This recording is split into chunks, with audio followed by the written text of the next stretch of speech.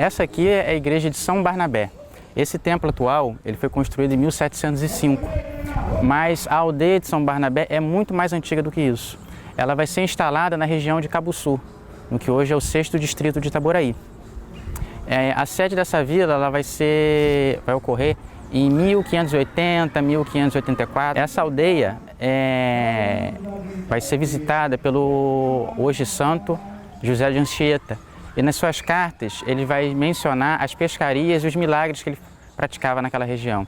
Ele ficava na sede, que era em Cabuçu, e ia fazer a pesca com os índios nas lagoas de Maricá. Ele atravessava a serra de Caçoaratiba e fazia as pescarias. E depois voltava para a aldeia de São Barnabé, que ficava em Cabuçu. Mas vai chegar um determinado momento que os jesuítas vão considerar essa aldeia um pouco insalubre. E de difícil acesso também, porque insalubre. Porque no século XVI você não vai ter estradas, não vai ter carro, o meio de transporte e a comunicação vai ser com a metrópole, no caso Lisboa. A comunicação vai ser feita por mar ou pelos rios. Você não tinha estradas abertas naquele momento. Então vai chegar um momento que os jesuítas vão decidir fazer o translado da aldeia. Como foi feita a doação da Sesmaria e esse registro foi feito no cartório de Lisboa, foi um cuidado que os jesuítas tiveram de registrar em Lisboa para dar legitimidade à posse da terra, eles vão transferir a sede para próximo da foz do rio Macacu, que é aqui próximo a essa igreja. Só que nessa região aqui onde nós estamos agora, em frente a essa igreja, já havia uma capela que particulares tinham construído. Essa capela ela vai ser dedicada a Nossa Senhora das Dores. Só que quando foi feita a medição da Sesmaria dos jesuítas, vai se constatar que essa capela está dentro do terreno dos jesuítas. Então os jesuítas vão tomar conta da igreja. Os particulares vão se revoltar, vão abandonar a igreja e vão transferir a pia batismal para uma outra capela que foi construída posteriormente.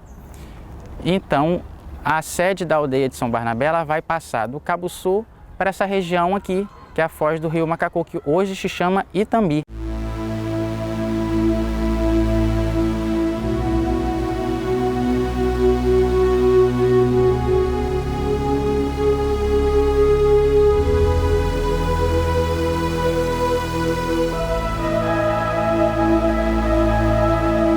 Essa igreja, como eu falei anteriormente, ela foi construída em 1705 e com o reduto de alguns índios que vieram da aldeia de São Lourenço, em Niterói. Quais são os índios? Índios tamoios, índios carajás, porque o que acontece, Janaína? Haviam muitas tribos de índios espalhadas por aqui. Não é uma aldeia só, eram várias. Os jesuítas, para doutrinar esses índios, foi a missão que foi incumbida a eles, de catequizar e doutrinar, eles vão reunir os índios, todas essas comunidades dispersas pelos sertões de Macacu, aqui nessa aldeia. Quer dizer, quando você fala da ocupação de jesuítas aqui, significa que tinham muitos índios nessa região? Sim, bastante, né? Então, várias tribos. Então, os jesuítas se instalaram nessa região por conta dessas tribos aqui. Sim. E já havia a vila de Santo Antônio de Sá? Ainda não. Nesse momento que os jesuítas vão chegar aqui, não havia a vila de Santo Antônio de Sá. Ela vai ser instalada em 1696. Então eram só aldeamentos? Não. Essa questão de aldeia de São Barnabé ou aldeamentos, essa professora arqueóloga Nancy Vieira, ela vai dizer o seguinte na tese dela.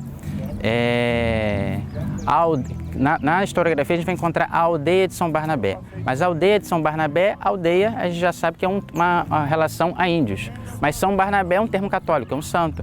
Não existiu a aldeia de São Barnabé no conceito que a gente entende, que era uma tribo, uma única tribo indígena chamada aldeia de São Barnabé. Isso aqui foi uma reunião, a aldeia de São Barnabé, ela foi uma reunião de todos os índios que eram dispersos pelo sertão de Macacu. Os jesuítas agruparam as tribos que eles puderam agrupar para catequizar aqui. Por isso que se chamava aldeia de São Barnabé. Quer dizer que nós estamos falando de uma região muito histórica. Sim, perfeitamente. E de uma das primeiras ocupações jesuíticas no Brasil. No Brasil. Tanto sim, é. Essa região mesmo? Sim, tanto é que você pode afirmar posso, isso? Porque o Serafim Leite foi um padre da Companhia de Jesus, na história da Companhia de Jesus, ele vai citar as cartas do Anchieta. Ele vai dizer o seguinte, que o Anchieta esteve aqui em Intambi, ou no Cabo Sul, a gente está para averiguar isso perfeitamente baseado nas fontes, mas tem até um termo que eu usei na minha monografia, eu não sei se é essa igreja ou a primeira igreja de São Barnabé, porque naquele momento, 1580, não vai se ter o uso da pedra e cal para a construção de igreja, vai ser igrejas feitas de taipa. Mas o próprio Anchieta ele vai dizer o seguinte, tem uma passagem que o Serafim Leite cita das cartas do Anchieta, que ele narra um determinado momento da construção da igreja, que vai ter um menininho de 3 anos, um curumim, ele vai dizer o seguinte, meu filho, põe aí a terra, que é para tu não te lembrares dos teus costumes selvagens dos teus antepassados. Ou seja, uma das formas de catequizar o índio vai ser na construção do templo. Sim. Outras formas também que os jesuítas vão usar para esses costumes selvagens era andar pelado ou canibalismo de algumas tribos, não o caso das daqui, mas ele vai usar essa forma de instrumento para catequização. Ele vai ensinar a um garoto de 3 anos que auxiliando na construção da igreja, ele vai se tornar um cristão, um bom cristão. Certo. E ele vai esquecer dos costumes da tribo dele. Para os índios, um costume normal, mas para o europeu daquele século XVI é um costume selvagem, certo. Que hoje esse conceito está sendo desmistificado, né? Claro. Olha só, olhando essa igreja aqui, né, a imagem dela, você falou que a primeira igreja mesmo, ela está abaixo dela. Isso. Queria que você explicasse um pouco sobre isso. Então, como eu falei anteriormente, a aldeia de São Barnabé vai ser instalada na região de Cabo Sul. Ela vai ser transferida para cá, para essa região onde nós estamos agora, porque lá era insalubre e difícil acesso, e também essa região aqui era mais fácil, tanto para comunicação com o Rio de Janeiro, pelos rios, e também para a reunião dos índios. Então, como foi feita a demarcação da Sesmaria dos Índios, que foi feita a doação aqui ratificada em Portugal, vai se constatar que havia uma capela construída aqui que os jesuítas vão tomar, ou seja, a capela está no meu terreno, então a propriedade é minha. O povo vai ficar insatisfeito, vai transferir a pia batismal e a comunidade que estava aqui naquele primeiro momento em 1601, 1590, por aí, nesse determinado tempo, e os jesuítas vão vir para cá. Então, embaixo dessa igreja de São Barnabé, que foi construída em 1705, esse atual templo que nós vemos agora, o Monsenhor Pizarro, nas visitas pastorais dele de 1794, ele vai dizer o seguinte, embaixo, a aldeia de São Barnabé atual, que foi construída em 1705, ela foi construída em cima de uma primeira igreja, que é a igreja de Nossa Senhora das Dores, construída, ela vai ser o título do oráculo, que na verdade é o requerimento feito à prelazia, na verdade se faz o requerimento à arquidiocese, mas naquele momento, no século XVI, não vai ter arquidiocese do Rio de Janeiro ainda, vai ser a prelazia do Rio de Janeiro. Então vai ser requerido ao monsenhor responsável daquela época autorização para se cultuar a Nossa Senhora com o título de Nossa Senhora das Dores. Então isso vai ser dado no ano de 1601. Mas como para você requerer o título você tem que estar com o templo construído, então provavelmente a construção é bem anterior a 1601, 1595, 1590. Daí que vai ser feito isso. E aí essa região então, ela pode ser considerada, como você falou, como uma das primeiras ocupações até do território nacional, né? Porque a gente está bem no início da nossa história, e como uma das primeiras missões jesuíticas. Sim, né? Porque uma coisa que eu fico muito triste na historiografia, por exemplo, na cidade de São Paulo se orgulha muito do ser fundada pela Companhia de Jesus, porque a gente vai ter 2 sistemas de colonização aqui. A coroa portuguesa, ela vai incentivar a criação de cidades e vilas no litoral, até por uma questão de mobilidade. Como eu falei, não tinha estradas, não tinha comunicação, era tudo feito por navio. A Companhia de Jesus vai seguir o caminho inverso, ela vai se adentrar pelos sertões do Brasil.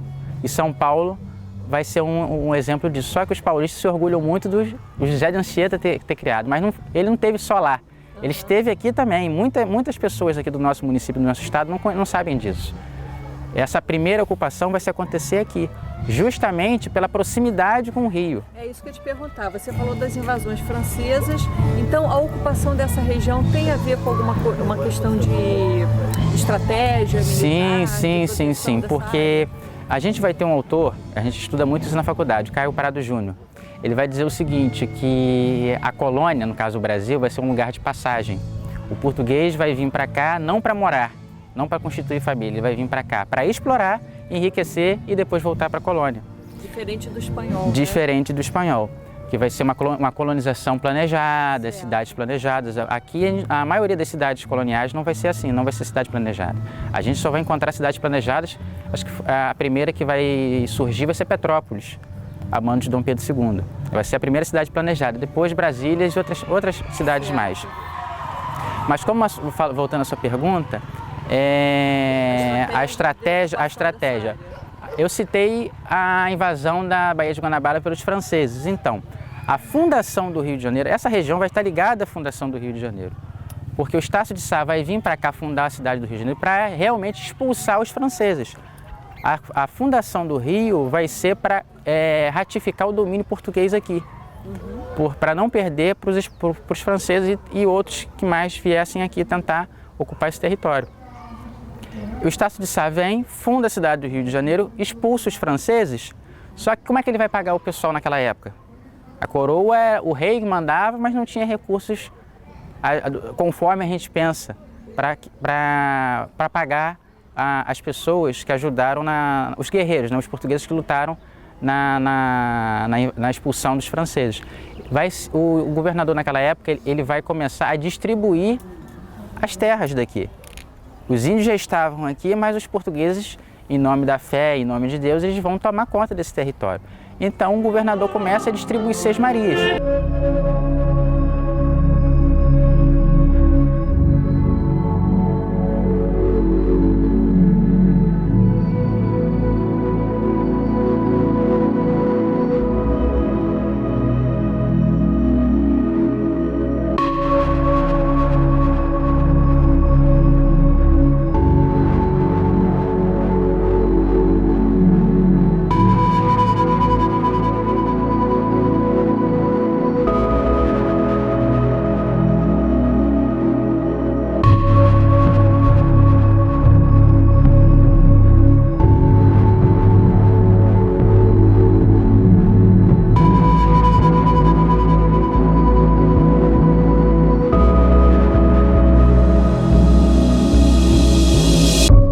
Vai receber aqui a sesmaria vai ser o Miguel de Moura.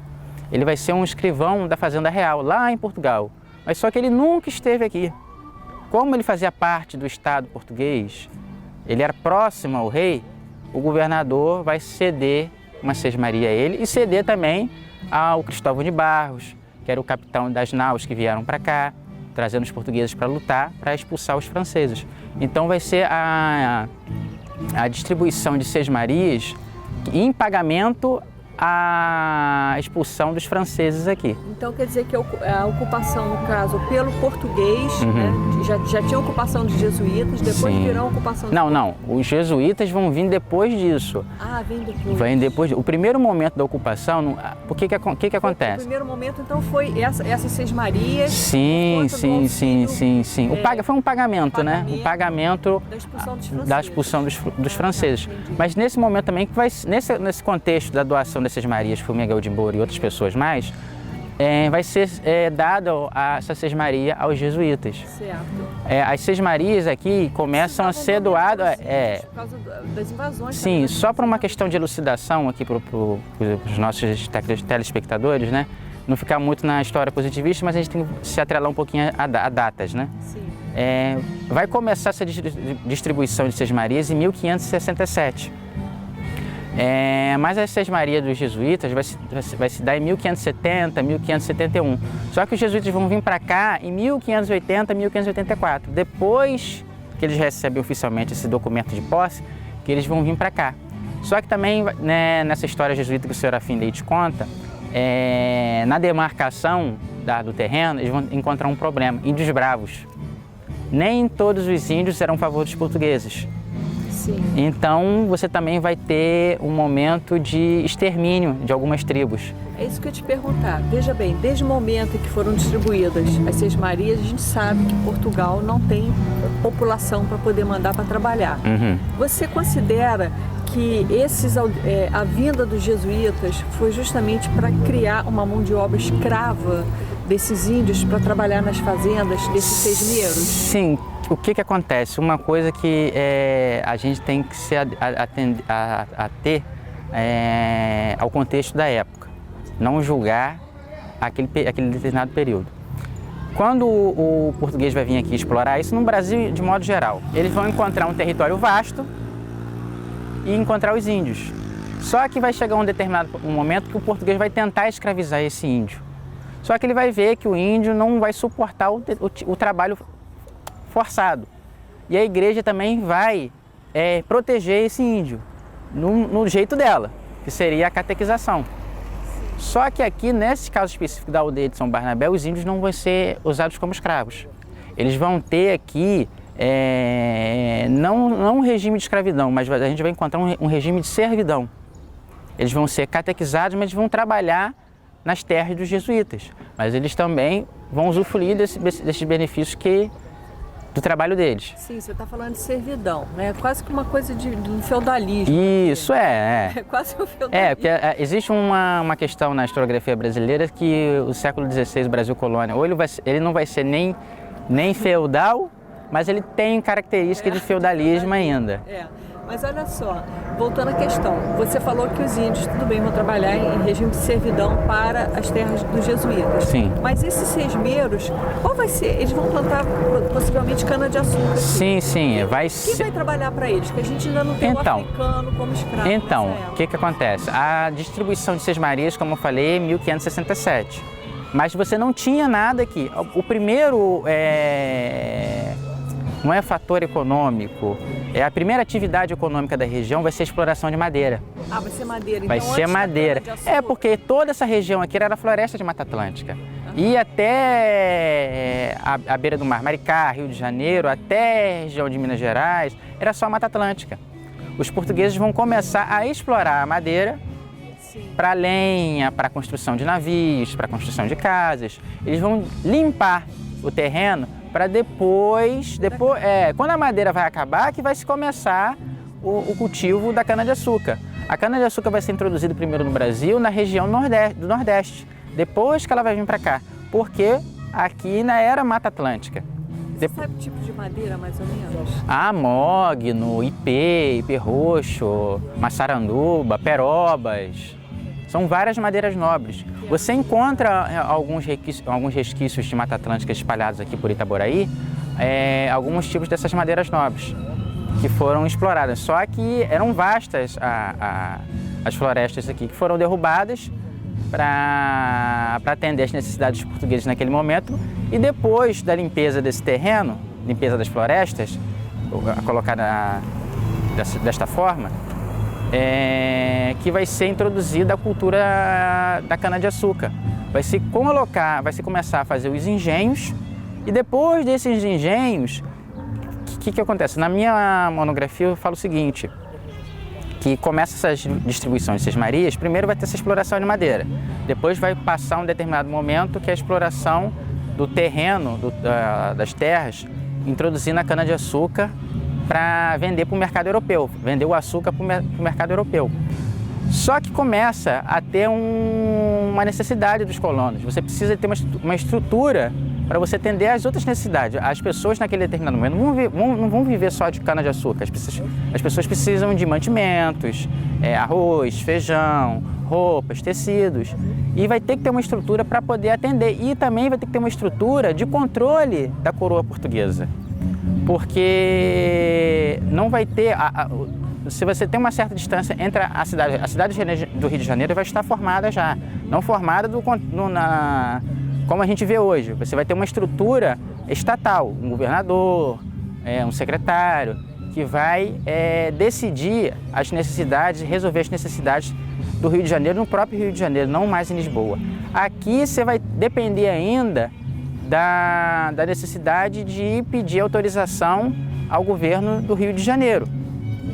Só que, como o governador vai ver que a região daqui já está prosperando muito, você vai ter já no começo do século XVII muitos engenhos já com a produção bastante acentuada, o governador Arthur de Saia e Benevides, ele vai vir aqui, ele vai sair do Rio de Janeiro, ele vai para a povoação, para a freguesia de Santo Antônio de Cacerebu e vai fundar a vila de Santo Antônio de Sá. E até 1889, a gente vai viver o regime do padroado. O que é isso? O Estado e a coroa, o Estado e a Igreja vai ser uma coisa só. A gente vai ter o Papa em Roma, determinando a doutrina, determinando as leis da Igreja, mas você também vai ter o rei, no caso o nosso rei, o rei português, ele vai ratificar as decisões papais, mas também vai sustentar o clero. Ele vai pagar, no caso, falando em resumo, o padre vai ser um funcionário do governo. Certo. Ele vai ser responsável, ele vai ser a cara da coroa naquela determinada localidade. O regime de padroado vai só até a proclamação da República para a gente, porque a gente teve a independência em 1822, sim, mas o Dom Pedro I ele vai conseguir ainda manter esse regime de padroado, ou seja, ele vai sustentar o clero, ele vai nomear os bispos e nomear os padres e criar as paróquias. Não vai ser uma prerrogativa só da Igreja Católica. Certo. A Igreja ela vai ser usada nesse momento para colonizar, ser a cara da coroa naquela determinada localidade, porque o Estado português ele não tinha recursos para você fundar uma cidade. A cidade as cidades, no caso os municípios, durante o período colonial, elas não vão ser fundadas para moradia. Como a gente falou no primeiro momento, o Rio de Janeiro vai ser fundado, a cidade do Rio de Janeiro vai ser fundada para defender o território, para expulsar os franceses e manter o domínio português. Aqui a gente vai encontrar a fundação para diversificar e aumentar o controle da coroa portuguesa, facilitar o controle da coroa, facilitar a cobrança dos impostos. Se você manter uma administração aqui mais próxima dos engenhos, vai se facilitar o domínio português sobre a região. Quer dizer, então, que a gente está aqui numa região que é uma das primeiras, a gente pode afirmar, primeiras ocupações jesuíticas. Sim, sim. E fora essa igreja, a gente vai ver muitas outras. Sim, porque que acontece? Essa aqui vai ser uma igreja jesuíta, uma ordem, uma facção da Igreja Católica. Os jesuítas fazem parte da igreja, mas eles têm uma outra abordagem do Evangelho, uma abordagem, qual é a palavra que eu vou usar melhor? Eles têm mais autonomia, eles não são ligados ao clero regular. Eles servem primeiro ao Papa, mas ele tem uma determinada autonomia em relação a uma diocese, porque nós vamos encontrar aqui o clero secular, que são os padres de paróquia, o bispo, e o clero regular, que são os jesuítas, que chegaram aqui primeiro, e depois vão chegar os franciscanos com o convento de São Boaventura. Bem-vindo! Você está diante do Conjunto Franciscano de São Boaventura. Este belo monumento foi construído no século XVII, entre 1660 e 1670, sob o comando de Frei Gonçalo da Conceição. Ao centro, você vê a Igreja Conventual de São Boaventura. À esquerda, a Igreja da Ordem Terceira de São Francisco da Penitência. E à direita, o Convento de São Boaventura. Nossa porta de entrada é a Igreja Conventual e em sua fachada podemos ver a Torre Sineira, o óculo central abaixo da cruz e o pórtico com 3 arcos. Como no século XVIII ainda não se usava bancos no interior da igreja, as pessoas sentavam no chão, nas tribunas ou ficavam na parte externa na entrada da igreja. Os frades ocupavam a capela-mor, para onde se dirigiam todas as preces e os olhares que admiravam a beleza dos objetos litúrgicos feitos de ouro e prata. Atrás da capela-mor ficava a sacristia da igreja, onde os frades se vestiam para celebrar a missa. Ali eram guardados objetos utilizados no ofício religioso e em procissões. A igreja era aberta a todos os fiéis e foi construída e ornamentada de forma rica e suntuosa pelos melhores artistas da época, alguns dos quais eram escravos. O coro ficava sobre a entrada principal da nave e era o espaço de onde cantavam os frades, acompanhados por um pequeno órgão durante a missa. entramos no claustro do convento. Aqui não havia riqueza ou ornamentos, pois eram seguidos os princípios franciscanos de austeridade e simplicidade. Era o espaço da convivência e das tarefas cotidianas realizadas pelos frades. No refeitório, bancos e mesas eram coletivos e ao canto avistava-se um púlpito, pois aqui era também espaço de pregações, leituras e reuniões dos frades. A cozinha era lugar de trabalho pesado. Era onde se cozinhava e se armazenava a água e os mantimentos servidos à comunidade e distribuídos aos pobres. A biblioteca, ou livraria do convento, era conhecida como assaz copiosa e bem sortida, e reunia, entre diversos volumes, preciosas edições das Sagradas Escrituras. No segundo andar ficavam as celas, espaço de reclusão e isolamento para as orações e penitências, os estudos e as leituras. Quando o convento funcionou como escola de formação religiosa, as celas eram ocupadas também pelos noviços. O irmão Frei Antônio Galvão foi um deles. Após as muitas restrições impostas às ordens religiosas pela coroa portuguesa e pelo governo imperial, o convento acabou por ser definitivamente fechado em 1841. Como herança cultural para os brasileiros, as ordens e irmandades religiosas legaram algumas das mais belas manifestações artísticas do período colonial. E certamente o nosso convento de São Boaventura é parte integrante desse patrimônio. Friburgo e Cantagalo vai viver um primeiro momento, sobretudo Cantagalo, a exploração do ouro de aluvião. Exaurido esse ouro, vai se passar a produção de café no século XIX. E qual vai ser essa relação de Cantagalo e Friburgo com a relação de Santo Antônio de Sá, sobretudo por das Caixas, onde nós estamos agora?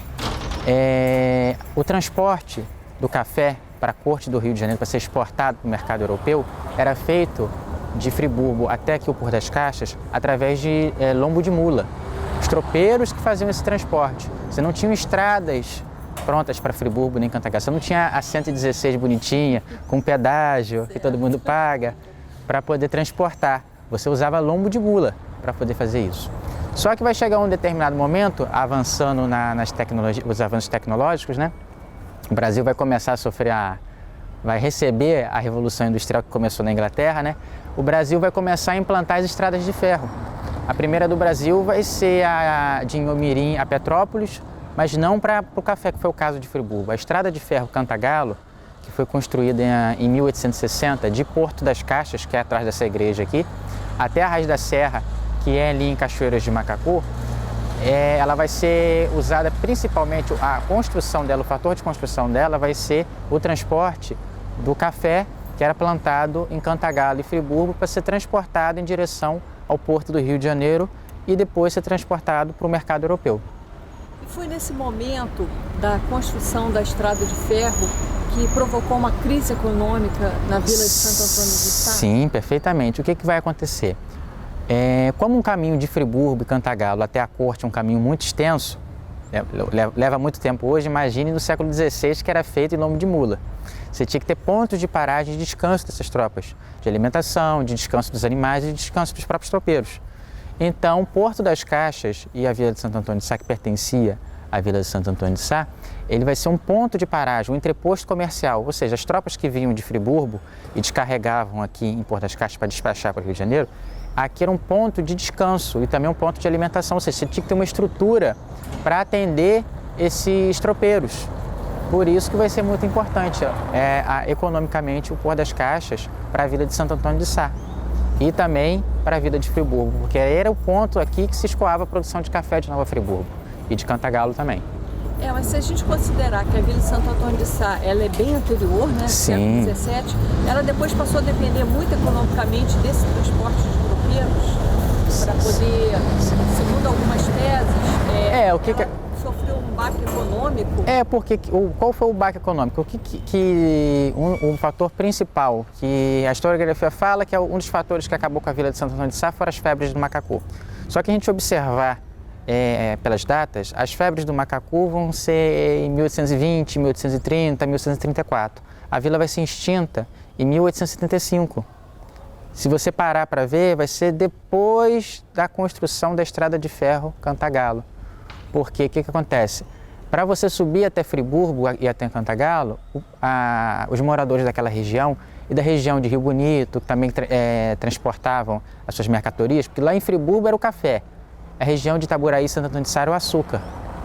Aqui se exporta, as caixas exportavam o café de Nova Friburgo e de Cantagalo, Rio Bonito e Itaboraí transportavam o açúcar. Então aqui ainda tinha boas plantações. Sim, as melhores plantações do estado eram aqui. Itaboraí vai ser apelidado pelo imperador Dom Pedro II de Pernambuco Pequeno, pela devida importância econômica que tinha na economia imperial. Além dos jesuítas, você também falou dos beneditinos? Sim, os beneditinos eles vão ocupar mais a região hoje de Cachoeiras de Macacu. Mas os beneditinos eles não vão deixar uma marca tão grande como os jesuítas, ali na aldeia de São Barnabé e também na fazenda do colégio que havia lá em Cachoeiras de Macacu. Mas outra ordem religiosa que vai atuar muito aqui vai ser os franciscanos com o convento de São Boaventura. Esse convento ele vai iniciar em 1860. Mas por que fundar um convento no meio do nada, no meio do sertão? Como eu já tinha falado anteriormente, essa região era uma região muito rica em madeira. Durante a construção do convento de Santo Antônio, Largo da Carioca, lá no Rio de Janeiro, os frades vão vir para o lado daqui, da Guanabara, para buscar madeira para a construção do convento. Eles vão ver que é uma região muito próspera. Eles já vão, não sei, pressupor que aqui vai se desenvolver muito antes de 1860. Daí eles vão fundar o convento de São Boaventura. Vai ser um convento muito importante, tanto para a região, como também para a história do Brasil.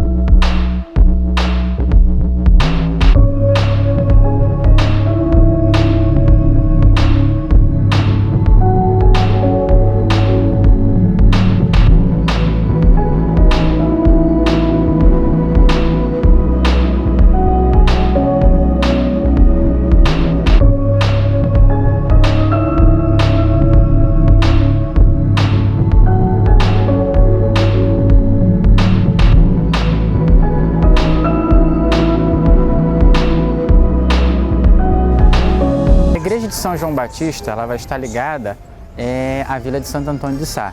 A igreja de São João Batista ela vai surgir de um curato da mesma devoção de São João, né? Construído por João Vaz Pereira no século XVII, na região. Primeiro vai se principiar em Inguá, a igreja de Nossa Senhora da Conceição. Só que ele vai achar mais propício transferir essa nova igreja que ele tinha aqui para essa colina. Então vai ser dedicada a São João Batista. Só que essa igreja vai se arruinar e ele vai construir outra. Mas com o passar do tempo, a povoação vai se desenvolver e a coroa portuguesa vai achar por bem criar uma paróquia aqui.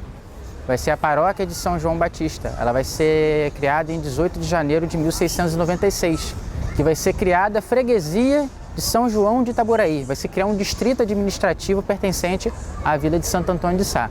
Essa igreja que está aqui atrás, a igreja de São João, é o templo atual. Ele foi construído as suas obras iniciais foram em janeiro de 1725 e concluídas em 1742. Mas posteriormente, meados do século XVIII, os padres sucessivos que vinham para cá, eles fizeram algumas ampliações. Mas ela é uma joia barroca aqui no Rio de Janeiro, porque a qualidade dos retábulos, a qualidade das imagens sacras, você não encontra em outros municípios vizinhos. Você vê a igreja de Nossa Senhora do Amparo, em Maricá, é uma imponente obra arquitetônica, mas tem retábulos mais simples. Você não encontra outros retábulos iguais aos de São João Batista. São de épocas bem, acho que se supõe que sejam de épocas mais antigas até que a própria construção, porque o estilo barroco é um estilo, um primeiro estilo que foi confeccionado no começo do século XVIII. Você vai encontrar dois tipos ali, do lado esquerdo da igreja, um barroco, um princípio de barroco, e do lado do lado esquerdo da igreja você vai encontrar o barroco, e do lado direito um estilo mais rococó, um estilo mais simples dos retábulos, mas a qualidade deles é muito boa. Só que com o passar dos anos, a ação de cupins, eles sofreram muito e hoje estão praticamente descaracterizados, entendeu? Quer dizer, então, que nós estamos falando aqui da fundação praticamente de Itaboraí, Sim. né? Itaboraí, como a gente tem hoje, começou aqui. Como eu tinha te explicado em uma conversa informal anteriormente, o termo Itaboraí vem de origem tupi. Ita é pedra, Boraí, bonita. É a pedra bonita escondida sobre a água. Durante o século XVI, essa colina servia como rota, era ponto de paragem das rotas de tropeiros. E embaixo desta igreja havia uma fonte que os índios usavam. Só que nessa fonte havia uma pedra de quartzo que brilhava com o sol e os índios achavam aquilo bonito, por isso que virou Pedra Bonita. Daí surgiu o nome e também a sede do atual município de Itaboraí. O nome do município está embaixo dessa igreja. Certo. Eu acho interessante a riqueza, né, de todas essas igrejas que a gente vai encontrando quando a gente percorre Itaboraí, de repente outros municípios até, Cachoeiro de Macacu, a gente também tem várias igrejas. O que você atribui a essa opulência, essa quantidade de igrejas? Quantidade de igrejas nessa região? Então, naquela época aqui era cercado de engenho. Você manter uma igreja numa posição de destaque social. Ter uma capela na sua fazenda dava destaque social a você. Proximidade com o clero dava destaque social. E essa igreja, ela chama a atenção pelo tamanho dela em comparação às outras. Você vai encontrar muitas igrejas aqui, sim, mas de porte menor. Essa aqui, principalmente essa de São João Batista, ela foi financiada pelos grandes fazendeiros de Santo Antônio de Sá, sobretudo dessa região aqui de Itaboraí. Você vai encontrar os Álvares de Azevedo, a própria família do Vaz Pereira e outras pessoas, a família do Capitão Antunes. Era costume também na época, os pesquisadores aqui da região encontram muito nos testamentos doações para a construção dos altares. Por exemplo, o Capitão Antunes, no testamento dele, ele vai deixar 11 mil cruzados para a construção de um altar. Só que ele não doava com uma condição, que a família dele, após a morte, administrasse o altar. Administrar no que sentido? Ornar com flores, se precisasse fazer uma missa, já tinha disponibilidade do altar para se ele fazer uma missa, e também ser enterrado, porque naquele momento, no século XVIII, você não vai ter cemitérios ainda no Brasil, formados, como a gente vê hoje. Os primeiros cemitérios vão surgir após 1820, com uma lei que proibia enterramento da igreja. Porque a sociedade colonial, os grandes fazendeiros, os grandes latifundiários, eram enterrados dentro da igreja. Quem pagasse mais, quem tivesse mais condições, era enterrado no altar-mor. Quem tivesse menos condições, eram enterrados na nave. E quem não tinha condição, era enterrado próximo à igreja. Por exemplo, é o costume de se enterrar ainda ali na igreja de São João Batista, desde do altar-mor até a porta da igreja, você tem registros de sepulturas ali. David, quando a vila de Santo Antônio de Sá é extinta, Itaboraí acaba absorvendo, né, a vila. Sim. O que acontece? Itaboraí... Que era muito mais importante, né? Sim, perfeitamente. O que vai acontecer nesse momento? Como a gente tinha falado anteriormente, a vila de Santo Antônio de Sá vai ser criada em 1696. e a freguesia de Itaboraí nesse período também, só que vai ser anexa. Todas as decisões dessa região vão ser tomadas lá na Vila de Macacu. Só que essa povoação de São João Batista, ela vai conseguir, na época da regência, a sua emancipação política. Nós vamos ter uma Câmara Municipal decidindo e criando leis para a municipalidade aqui, para a região de Itaboraí. Então, o que vai acontecer? A Vila de Santo Antônio de Sá, ela vai sofrer uma crise tanto de epidemias de febre amarela e também um dos fatores também que vão contribuir para o seu esfacelamento vai ser a ferrovia, que nós vamos ver lá no Porto das Caixas daqui a pouquinho. Mas aqui a emancipação de Itaboraí ela vai se dar em 1833. Quando Santo Antônio de Sá vai ser extinto, a sede do município, onde ficava a igreja de Santo Antônio de Sá, o convento de São Boaventura, ele vai ser anexo ao território de Itaboraí. Certo? Acaba centralizando. Sim, sim. Tanto é que na historiografia a gente vai encontrar que o próprio juiz de paz, o juiz municipal, o juiz de direito da época, que cuidava do Código Civil das leis, mandar prender, mandar casar, essas coisas assim, que ficava em Santo Antônio de Sá, ele morava em Itaboraí. Certo. Quando você falou das tropas, essas tropas que passavam aqui pela antiga freguesia, eram tropas vindas de onde? Qual era o trânsito delas? Então, o centro era o Rio de Janeiro, mas aqui você já via colonização de pessoas, já com os engenhos, tanto na região de Itaboraí, Cachoeira de Macacu, principalmente Friburgo e Cantagalo. Essas tropas tinham que levar mantimentos lá para cima. A região aqui não produzia tudo que as pessoas precisavam. Ferramentas, ferreiros, essas coisas, quem produzia, e era até uma questão por lei, a colônia não poderia produzir tudo. Muita coisa era por lei produzida na metrópole para ser vendida para os colonos. Então, esses tropeiros, eles compravam, muitas vezes direto na metrópole ou na cidade do Rio de Janeiro, e transportavam para a região de Friburgo, região de Cantagalo e todo o território de Santo Antônio de Sá.